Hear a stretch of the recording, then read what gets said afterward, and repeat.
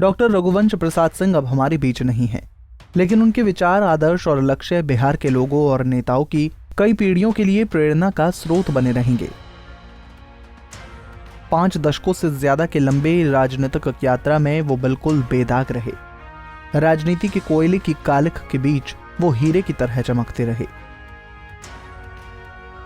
खरी वाणी, प्रखर नेतृत्व और बेदाग छवि की वजह से करीबी लोग उन्हें ब्रह्म बाबा कहकर संबोधित करते थे। बिहार की राजनीति के इस ध्रुव तारे का जन्म 6 जून 1946 को वैशाली के शाहपुर गांव में हुआ था। भले ही उनकी दिनचर्या में भदयसपन रहा हो, लेकिन उनका पसंदीदा विषय गणित था। रघुवंश बाबू ने गणित से MSc और PhD किया था। वैसे भी रघुवंश बाबू ने समाजवादी आंदोलन की सजा पाई और सरकारी कॉलेज में प्रोफेसर के पद से बर्खास्त कर दिए गए।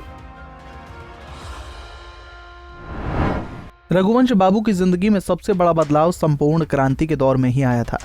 अपनी युवावस्था में ही उन्होंने लोकनायक जयप्रकाश नारायण के नेतृत्व में हुए आंदोलनों में भाग लेना शुरू कर दिया था। 1973 में उन्हें संयुक्त सोशलिस्ट पार्टी का सचिव नियुक्त किया गया। 1977 से 1990 तक वो बिहार विधानसभा के सदस्य भी रहे।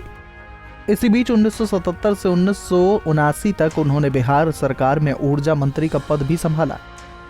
1980 में उन्हें लोकदल का अध्यक्ष बना दिया गया।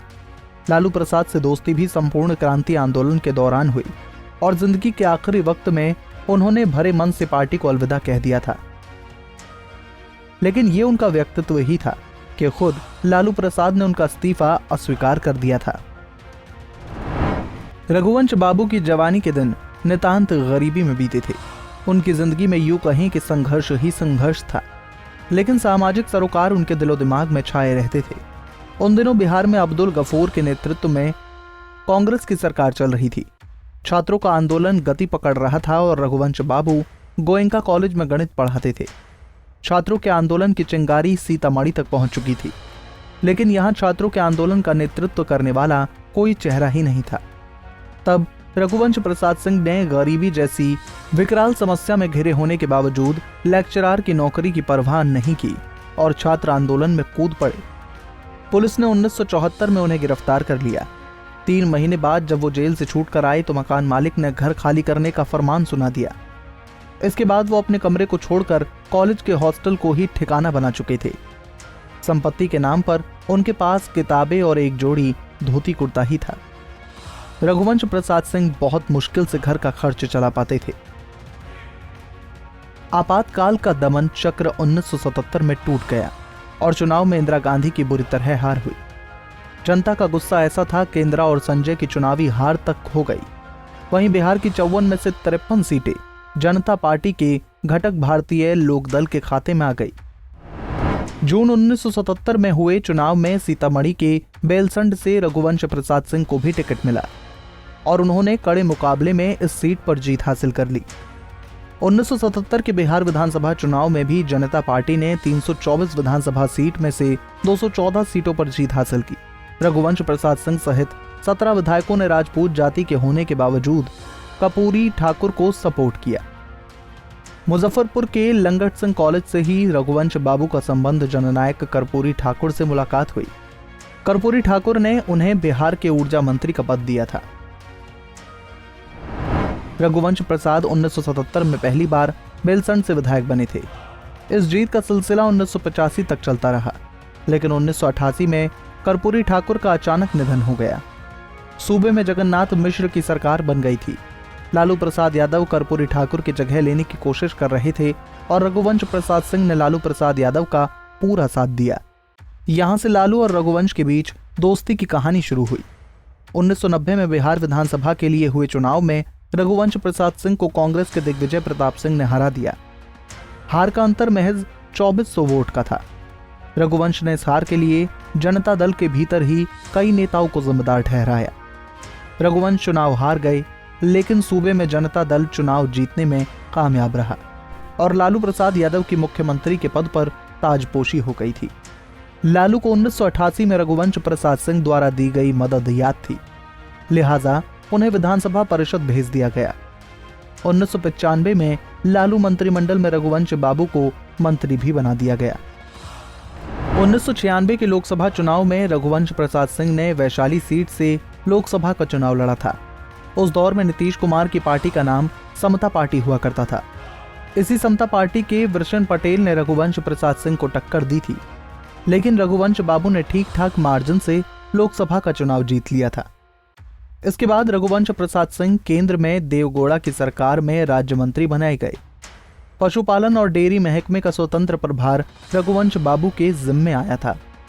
अप्रैल 1997 में देवगौड़ा के जाने के बाद इंद्र कुमार गुजराल नए प्रधानमंत्री बने और रघुवंश प्रसाद सिंह को खाद्य और उपभोक्ता मंत्रालय में भेज दिया गया।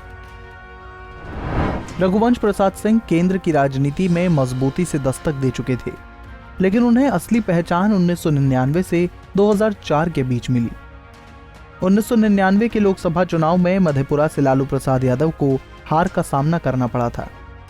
जब लालू प्रसाद हार गए, तब रघुवंश प्रसाद को राष्ट्रीय जनता दल के संसदीय दल का अध्यक्ष बनाया गया। केंद्र में अटल बिहारी वाजपेयी की सरकार थी। रघुवंश प्रसाद सिंह विपक्ष की बेंच पर बैठे थे। तब अरुण जेटली ने उन्हें एक हिंदी अखबार का कतरन दिखाते हुए ये पूछा था कि रघुवंश बाबू, तो कैसा चल रहा है वन मैन ऑपोजिशन।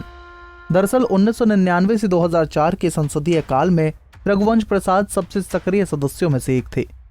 उन्होंने एक दिन में कम से कम 4 और अधिकतम 9 मुद्दों पर अपनी पार्टी की राय रखी थी। ये एक किस्म का रिकॉर्ड था। संसद में अपनी ठेठ देहाती शैली के भाषणों में उन्हें अलग ही पहचान दिलवाई थी। अफसोस की बात है कि ना तो अब अरुण जेटली ही इस दुनिया में है और ना रघुवंश बाबू। नियति के क्रूर हाथों ने उन्हें भारत की जनता से हमेशा के लिए छीन लिया। 2004 के चुनाव के बाद मनमोहन सिंह प्रधानमंत्री के सिंहासन पर आसीन हुए, लेकिन सोनिया गांधी की अध्यक्षता में बनी राष्ट्रीय सलाहकार समिति की ताकत किसी से छिपी नहीं थी। इसी समिति ने अपनी पहली ही मीटिंग में रोजगार गारंटी कानून बनाने का प्रस्ताव पास किया था, लेकिन श्रम मंत्रालय ने 6 महीने में भी इसे कानून का रूप नहीं दिया। बाद में इस कानून का बनाने का जिम्मा सौंपा गया ग्रामीण विकास मंत्रालय को, जिसकी कमान रघुवंश प्रसाद सिंह के पास ही थी। रघुवंश प्रसाद सिंह ने इस कानून को बनवाने और पास करवाने में महत्वपूर्ण भूमिका निभाई। रघुवंश बाबू को इस कानून के लिए मंत्रिमंडल में काफी संघर्ष करना पड़ा। आखिरकार 1 साल के भीतर रघुवंश प्रसाद इसे अमली जामा पहनाने में कामयाब रहे। 2 फरवरी 2006 को देश के 200 पिछड़े जिलों में महात्मा गांधी राष्ट्रीय रोजगार गारंटी योजना लागू की गई। 2008 तक ये भारत के सभी जिलों में लागू की जा चुकी थी। 2009 के चुनाव में कांग्रेस अपनी सत्ता बचाने में कामयाब रही और सीटें भी ज्यादा जीती। इसकी एक बड़ी वजह मनरेगा कानून ही था, लेकिन इसका श्रेय ना तो प्रधानमंत्री मनमोहन सिंह को मिला और ना ही रघुवंश प्रसाद सिंह को। संजय बारू ने अपनी किताब एक्सीडेंटल प्राइम मिनिस्टर में इसे श्रेय लेने की होड़ का जिक्र किया। बारू के मुताबिक कांग्रेस आला कमान चाहती थी कि इसका श्रेय राहुल गांधी को दिया जाए। साफ है कि मनरेगा के लिए श्रेय कम से कम अब रघुवंश बाबू को तो खुलकर देना ही चाहिए। 2009 के लोकसभा चुनाव से पहले राष्ट्रीय जनता पार्टी कांग्रेस गठबंधन से अलग हो गई। रघुवंश बाबू चाहते थे कि लालू प्रसाद यादव कांग्रेस के साथ मिलकर चुनाव लड़ें, लेकिन आरजेडी ने यह चुनाव अकेले ही लड़ा। इस वजह से बिहार में आरजेडी की सीटें 22 से घटकर 4 पहुंच गईं। 2009 में लोकसभा चुनाव के नतीजों के बाद आरजेडी ने कांग्रेस को बाहर से समर्थन दिया। बताया जाता है कि प्रधानमंत्री मनमोहन सिंह चाहते थे कि रघुवंश प्रसाद सिंह ग्रामीण विकास मंत्रालय संभालें, लेकिन आरजेडी ने सरकार में शामिल होने के प्रस्ताव को स्वीकार नहीं किया। कहते हैं कि कांग्रेस आला कमान के इशारे पर बिहार कांग्रेस के एक नेता को रघुवंश के पास भेजा गया था। रघुवंश के सामने कांग्रेस ज्वाइन करने का प्रस्ताव भी रखा गया, लेकिन रघुवंश बाबू ने लालू यादव से दोस्ती निभाते हुए प्रस्ताव को खारिज कर दिया। 2014 के लोकसभा चुनाव में रघुवंश प्रसाद सिंह वैशाली में त्रिकोणीय मुकाबले में घिर गए और रामा सिंह ने उन्हें 99,267 वोटों से पराजित कर दिया। यही वजह थी कि जिंदगी के अंतिम वक्त तक वो रामा सिंह के आरजेडी में जाने का विरोध करते रहे। खैर, राजनीतिक जीवन में हार और जीत चलती ही रहती है। रघुवंश बाबू जैसे धुरंधर नेता के लिए चुनाव हार से ज्यादा फर्क नहीं पड़ सकता था। अपनी 3 इच्छाओं को सीएम नीतीश कुमार से पूरा करने का आग्रह उन्होंने जीवन के अंतिम दिनों में किया था। पत्र लिखकर उन्होंने 26 जनवरी को वैशाली में गणतंत्र दिवस मनाने का आग्रह किया तो अफगानिस्तान में पड़े भगवान बुद्ध के दान पात्र को बिहार लाने की भी अपील की थी। साथ ही मनरेगा योजना को किसान की खेती-बाड़ी और SC/ST कल्याण से जोड़ने की अपील भी की थी। उम्मीद है कि मुख्यमंत्री नीतीश कुमार उनके तीनों सपनों को पूरा कर देंगे। अपने पीछे वो 2 बेटे और एक बेटी को छोड़ गए हैं। वो ऐसे राजनेताओं में गिने जाते हैं जिन्होंने कभी अपने बच्चों को राजनीति में आगे नहीं बढ़ाया। रघुवंश बाबू भले ही हमारे बीच नहीं है, लेकिन समाजवाद और मानवीय संवेदनशीलता, गांव गरीब किसान का उत्थान, ऐसे अनेक आदर्श हमेशा प्रेरणा देते रहेंगे। Bureau report, Punjab Kesari TV.